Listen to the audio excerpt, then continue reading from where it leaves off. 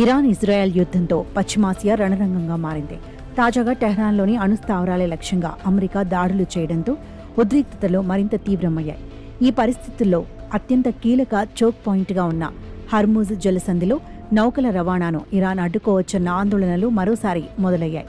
అంతర్జాతీయ చమురు వ్యాపారానికి జీవనాడిగా ఉన్న ఈ జలసంధి భారత్ చమురు దిగుమతులకు కూడా అత్యంత ముఖ్యమైంది. కాగా తాజా పరిణామాల వేళ ఈ జలసంధిని మూసివేస్తే భారత దిగుమతులపై కొంతమేర ప్రభావం ఉండే అవకాశం ఉందని నిపుణులు చెబుతున్నారు. ప్రస్తుతం ముడి చమురు దిగుమతుల్లో ప్రపంచంలో 3వ స్థానంలో ఉన్న భారత్ రోజు 5.5 మిలియన్ బ్యారెళ్ల ఇంధనం దిగుమతి చేసుకుంటున్నట్టు అంచనా. ఇందులో 2 మిలియన్లు హర్ముజ్ నుంచే సరఫరా అవుతుంది. అయితే అమెరికా దాడుల నేపథ్యంలో ఒకవేళ హర్ముజ్ను ఇరాన్ మూసివేసినప్పటికీ భారత దిగుమతులపై పెద్దగా ప్రభావం ఉండకపోవచ్చని సమాచారం.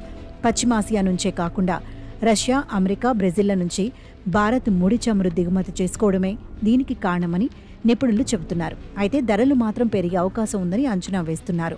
రష్యా నుంచి భారత్ అత్యధికంగా ముడి చమురును దిగుమతి చేసుకుంటోంది. ముఖ్యంగా ఉక్రెయిన్పై దండయాత్ర మొదలుపెట్టిన తర్వాత రష్యా నుంచి డిస్కౌంట్ లభిస్తుండటంతో భారీ స్థాయిలో తీసుకుంటోంది. ఈ క్రమంలోనే మే నెలలో రష్యా నుంచి 1.96 మిలియన్ బ్యారెళ్ల ఆయిల్ దిగుమతి చేసుకోగా జూన్ నెలలో ఇది 2 నుంచి 2.2 మిలియన్ బ్యారెళ్ల చమురు దిగుమతి చేసుకునే అవకాశాలున్నట్లు సమాచారం. ఇదే సమయంలో అమెరికా నుంచి కూడా ముడి చమురు దిగుమతి భారీగా పెరిగినట్లు తెలుస్తోంది. అయితే రష్యా నుంచి దిగుమతులకు హర్ముజ్ జలసంధితో సంబంధం లేకుండా Suez Kalva, Cape of good hope మార్గాల్లో సరఫరా అవుతుంది. అమెరికా, పశ్చిమ ఆఫ్రికా, లాటిన్ అమెరికా దేశాలు కూడా ప్రత్యామ్నాయ మార్గాలను ఎంచుకుంటున్నాయి. ఇక గ్యాస్ విషయానికి వస్తే భారత్కు ఖతార్ ప్రధాన సరఫరాదారుగా ఉంది. ఆస్ట్రేలియా, రష్యా, అమెరికాల నుంచి వచ్చే ద్రవరూప సహజ వాయువు సరఫరాకు ఈ జలసంధితో సంబంధం లేదు.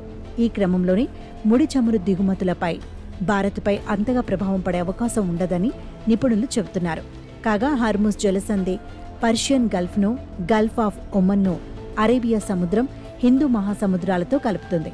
అత్యంత ఇరుకుగా ఉండే ఈ జలసంధి వెడల్పు కేవలం 33 కిలోమీటర్లే ఉంటుంది.